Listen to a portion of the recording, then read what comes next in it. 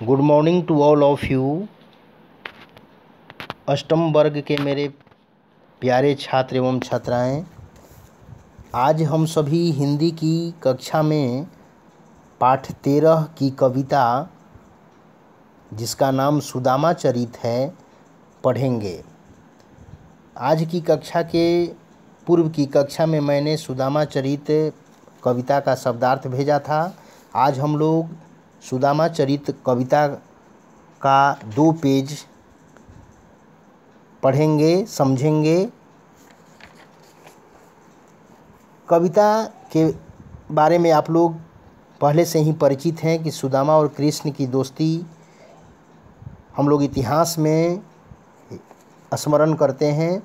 सुदामा कृष्ण की जो अटूट दोस्ती है उसके बारे में हम लोग पहले से कहानी और कविता के रूप में पढ़ते आ रहे हैं। सुदामा और कृष्ण की दोस्ती का हम लोग उदाहरण देते हैं। बात बात पर दोस्ती हो तो सुदामा और कृष्ण जैसा। चरित्र का मतलब यहाँ चरित्र से है, व्यवहार से है। कृष्ण और सुदामा की दोस्ती इतिहास में अवर्णनीय है। इसमें कवि ने श्री कृष्ण और सुदामा की आदर्श मित्रता का बहुत ही मार्मिक और सुंदर ढंग से वर्णन किया है, जो बहुत ही अतुलनीय है, बेजोड़ है। पहला श्लोक पहला पैराग्राफ में दिया है कि लोचन कमल दुख मोचन तिलक भाल श्रवणनी कुंडल मुकुट धरे माथ हैं। इसका मतलब हुआ ये श्री कृष्ण के का बखान करते हुए कवि ने पहले पैराग्राफ में लिखा है कि लोचन कमल, लोचन माने आँख, यानी भगवान श्री कृष्ण का आँख जो है, भगवान श्री कृष्ण की जो आँख है वो कमल के समान है। दुख मोचन यानी दुख को छुटकारा देने वाले श्री कृष्ण दुख को हरने वाले हैं। तिलक भाल, माथे पर, भाल माने माथे पर तिलक लगाए हुए हैं। श्रवणनी माने कानों में कुंडल लगाए हुए हैं। मुकुट धरे माथ हैं, और माथे पर मुकुट, क्राउन जिसको अंग्रेजी में कहते हैं, माथे पर जो है, जो राजा महाराजा के माथे पर मुकुट जो रहता है वो मुकुट शोभ रहा है। ओढ़े पीत बसन, पीत माने पीला, भगवान श्री कृष्ण पीले वस्त्र धारण करते हैं, पहनते हैं। गले में वैजयंती माल, और गले में वैजयंती की माला पहने हुए हैं, जैसा कि हम लोग चित्र में भी देख रहे हैं। शंख चक्र गदा और पद्म धरे हाथ हैं। इनके हाथों में शंख चक्र और गदा विराजमान रहता है। कहत नरोत्तम संदीपनी गुरु के पास, ऐसा हम लोग जानते हैं, पढ़ते हैं कहानी के माध्यम से, किताब के माध्यम से, कि श्री कृष्ण और सुदामा दोनों संदीपन गुरु के पास, संदीपनी गुरु के पास पढ़ते थे। दोनों एक साथ पढ़ते थे, बचपन से ही ये मित्र थे और इनकी मित्रता बहुत ही गाढ़ी थी। इन दोनों में तनिक भी प्रेम में दरार नहीं था। दोनों के हृदय में एक दूसरे के प्रति तनिक भी अंधविश्वास और शंका की भावना नहीं थी। बिल्कुल ही निश्चल दोस्ती थी दोनों में। ऐसा ही दोस्ती हो तो कृष्ण सुदामा जैसी, इनका उदाहरण जो है इतिहास में दिया जाता है। तो दोनों संदीपनी गुरु के पास पढ़ते थे। द्वारिका के गए हरि दारिद्र हरेंगे पिए। ठीक, आप लोग जानते हैं कि सुदामा अत्यंत गरीब ब्राह्मण थे, दरिद्र थे, कंगाल थे, और इनके दोस्त जो श्री कृष्ण है वो द्वारिका के महाराज रहते हैं, भगवान हैं, द्वारिका के सिंहासन पर विराजमान रहने वाले हैं। तो द्वारिका सुदामा द्वारिका इसलिए जाते हैं, श्री कृष्ण से मदद के लिए जाते हैं। इनकी आर्थिक स्थिति, घर की जो स्थिति रहती है बहुत ही दयनीय रहती है। भरपेट बच्चों को, पत्नी को खाने को तरस रहता है। एक शाम खाने के बाद दूसरे शाम की चिंता लगी रहती है। तो बहुत पत्नी के समझाने बुझाने पर ये सुदामा जो है जाने के लिए तैयार हो जाते हैं अपने मित्र श्री कृष्ण के पास, कि वे हमारे गरीब को दुख को हर लेंगे, हमें दुख से मुक्ति दे देंगे। इसलिए ये अपने श्री कृष्ण दोस्त के पास द्वारिका जाते हैं, क्योंकि वे द्वारिका के नाथ, वे अनाथन के नाथ हैं। जिनका कोई नाथ नहीं है, जिनका कोई सहारा नहीं है, उनके भगवान श्री कृष्ण सहारा हैं हम सभी के लिए भी। और सुदामा के तो मित्र ही थे, तो अब उसमें कहना ही क्या है। सोना में सुहागा जैसा ये कविता चरितार्थ होता है।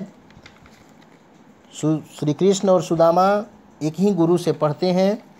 दूसरे पैराग्राफ में कह रहा है कि दीठी चका चौंधी गई देखत सुबनमयी। ये मित्रता के भाव से अगर देखा जाए तो रेस्पेक्टिवली यानी क्रमानुसार ये कविता का गद्यांश पैराग्राफ नहीं दिया हुआ है, फिर भी जैसा दिया हुआ है उसके अनुसार मैं अर्थ पढ़ा दे रहा हूँ। दूसरा पैराग्राफ में कह रहा है कि दीठी चकाचौंधी गई देखत सुबनमयी।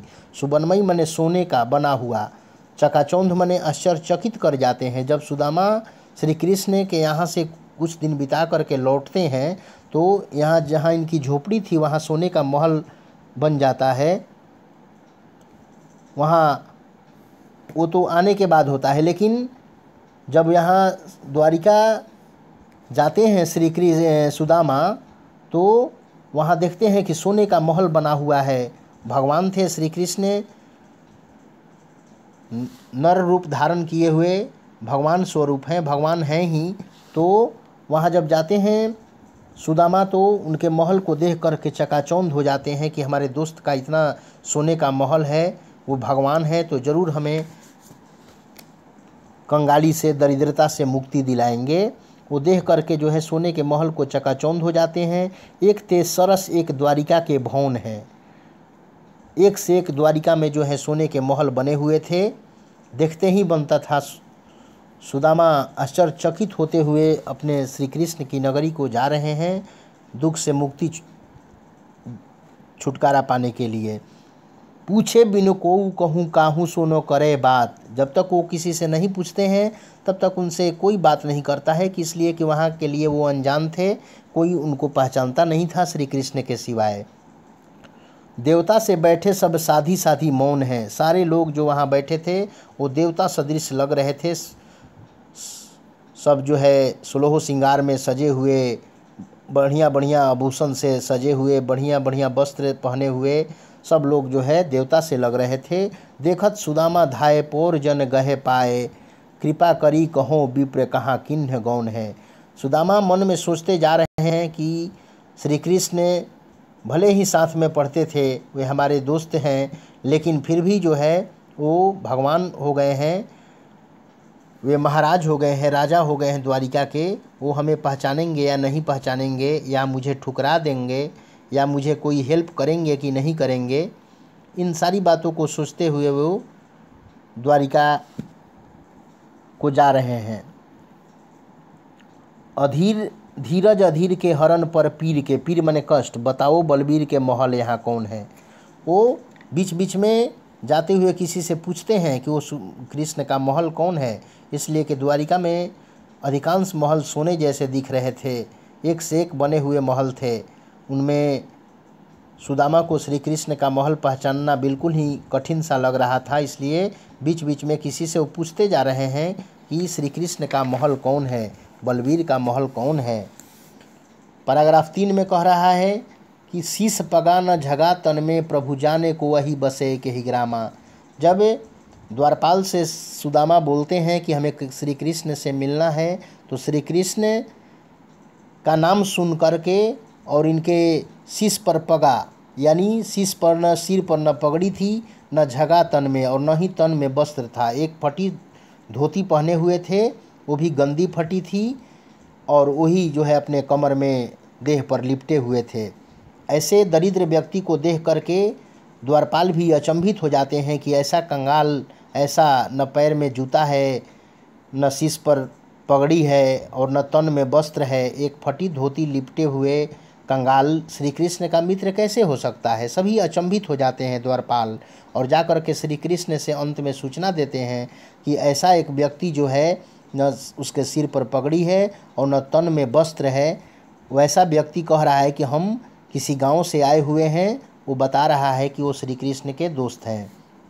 धोती फटी सी लपटी दुपटी और उपाय उपानह की नहीं सामा। उपानह माने जूता चप्पल। एक फटी धोती वो जो है कमर में लिपटे हुए थे और उसी से अपने शरीर को ढके हुए थे और पैर में तो जूता ही नहीं था, चप्पल ही नहीं था, पैरों में बेवाय फटा हुआ था, पैर में दरारें पड़ गई थी। द्वार खड़ो दुर्बीज दुर्बल एक रहियो चकिसो वसुधा अभिनामा। श्री कृष्ण के दरवाजे पर जा कर के सुदामा आश्चर्यचकित खड़े हो जाते हैं, एक दीन असहाय की तरह, दुर्बल की तरह दरवाजे पर खड़े हो जाते हैं। पहले तो द्वारपाल उन्हें जाने से रोकता है, बहुत उनसे तर्क वितर्क होता है कि आप सुदामा को श्री कृष्ण का दोस्त होने से सभी इनकार करते हैं कि भगवान श्री कृष्ण का एक कंगाल दोस्त कैसे हो सकता है। वहाँ किसी द्वारपाल को विश्वास ही नहीं होता है, लेकिन बार बार कहने के बावजूद जब द्वारपाल श्री कृष्ण के पास जाते हैं, खबर देते हैं कि एक ऐसा व्यक्ति जिसके पैरों में जूते नहीं हैं, शीश पर पगड़ी नहीं है, तन में वस्त्र नहीं है, वो आपका दोस्त बता रहा है महाराज, हे श्री कृष्ण। पूछत दीन दयाल को धाम बतावत अपनो नाम सुदामा। जब द्वारपाल उनका नाम पूछते हैं तो अपना नाम सुदामा बताते हैं।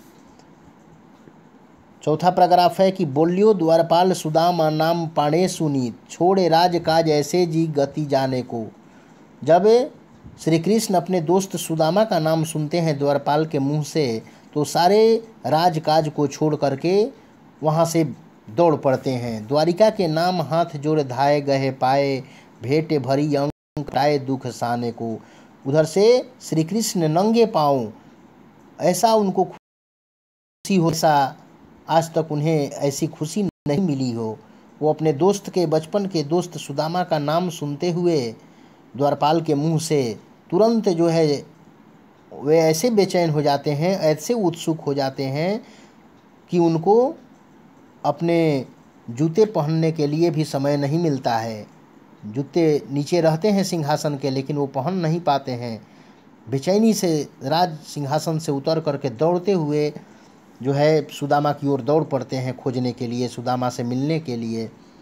द्वारिका के नाम हाथ जोड़े भेंटे भरी अंग लपटाए दुख साने को, यानी जब सुदामा से मिलते हैं तो दोनों एक दूसरे से लिपट जाते हैं। जैसे बहुत दिनों के बाद माँ अपने बेटे से मिलती है तो गले लगा लेती है, दोनों एक दूसरे से चिपक जाते हैं माँ बेटे। उसी तरह से बचपन के दोस्त श्री कृष्ण और सुदामा एक दूसरे से लिपट जाते हैं। नैन दो जल भरी पूछत कुशल हरी। दोनों के आँख, नैन मने आँखों में खुशी के आंसू छलकने लगते हैं। श्री कृष्ण भी रोने लगते हैं।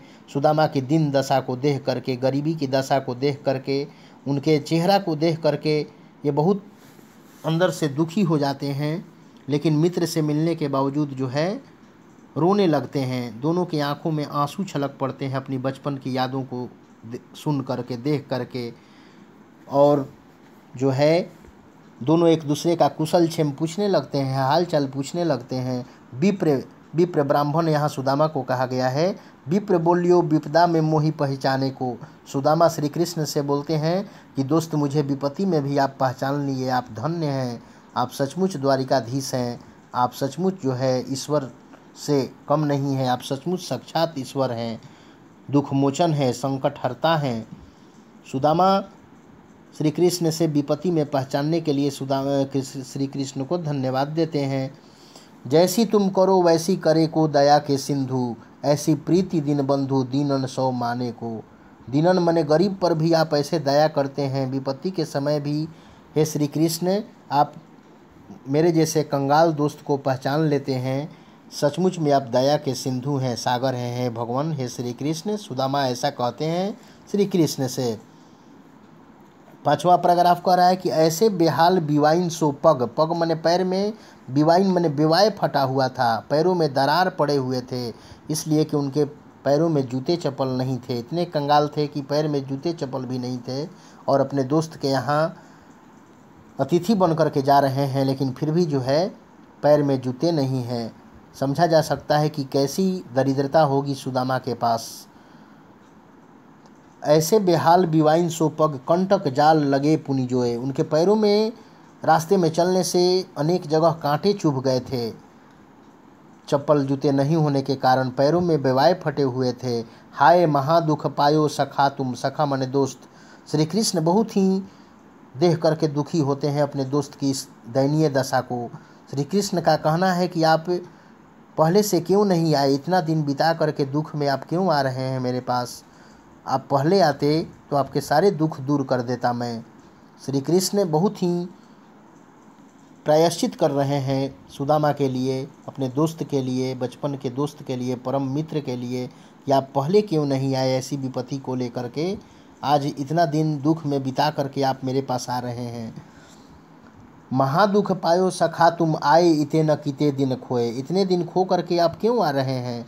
आपको पहले ही मेरे पास आना चाहिए था ऐसी दरिद्रता को ले करके, ताकि मैं उसी समय आपके सारे दुख को दूर कर देता, गरीबी कंगाली को दूर कर देता। और अब इतना दिन कष्ट सह करके मेरे पास आ रहे हैं, बहुत ही पश्चाताप कर रहे हैं श्री कृष्ण सुदामा के लिए। देखी सुदामा की दीन दशा, करुणा करी के करुणा निधि रोए। करुणा निधि का मतलब यहाँ श्री कृष्ण से है। करुणा निधि श्री कृष्ण को, भगवान श्री कृष्ण को कहा गया है। सुदामा की दीन दशा माने गरीब दशा, शरीर पर वस्त्र फटे हुए, जो धोती है उसी से लिपटे हुए हैं, वैसे फटे हुए धोती, गंदी धोती और तन पर निवस्त्र देख करके, पैरों में जूते चप्पल नहीं देख करके, ऐसी कंगाली गरीबी दरिद्रता हालत में देख करके श्री कृष्ण की आंखों से आंसू छलक जाते हैं सुदामा के लिए। पानी परात को हाथ छुयो नहीं, नैनन के जलसो पग धोए। श्री कृष्ण की आंखों से इतना आंसू छलकने लगते हैं कि वो परात में पानी लाते हैं सुदामा के पैर पखारने के लिए। स्वयं भगवान हैं।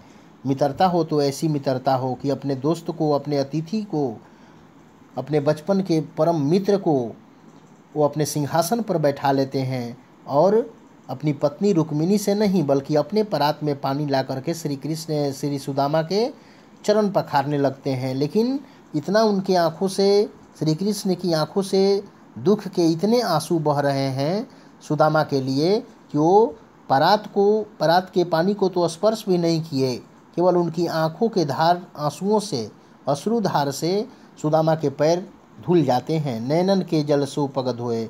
नैनन माने आँख के जल से श्री कृष्ण की आंखों से इतनी आंसू निकल रहे हैं कि वो उनकी आंसुओं से सुदामा के पैर धुल जा रहे हैं, और परात का पानी ज्यों का त्यों रखा ही रह जाता है।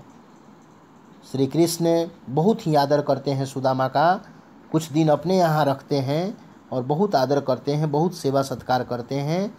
चारों तरफ जैसे अपने वो सुख सुविधा में रहते हैं, राम राज में रहते हैं, उसी तरह से सुदामा को भी अपने पास रखते हैं। अपने बचपन की यादों को दिन रात अपना उनके साथ शेयर कर रहे हैं, बातचीत कर रहे हैं। दोनों एकदम बचपन के सारी बातों को याद करके बहुत ही भाव विह्वल हो रहे हैं। दोनों एक दूसरे से बहुत प्रसन्न हैं मिल करके। ऐसी दोस्ती दुनिया में आज तक किसी को नहीं देखी गई है। इसीलिए ऐसा हम लोग उदाहरण देते हैं कि दोस्ती हो तो श्री कृष्ण और सुदामा के जैसा। तो आज हम लोग कविता का 5 पैराग्राफ ही पढ़ेंगे। कविता बड़ी है और अगली क्लास में हम लोग जो है इसका सेकंड पार्ट को पढ़ेंगे। आप लोग वीडियो को ध्यान से कम 2 से 3 बार अवश्य देखेंगे मेरे प्यारे बच्चों। और किसी भी तरह का प्रॉब्लम हो तो आप सभी अवश्य पूछेंगे। इन्हीं शब्दों के साथ मेरी वाणी विराम होती है। बहुत बहुत धन्यवाद आप सबों को।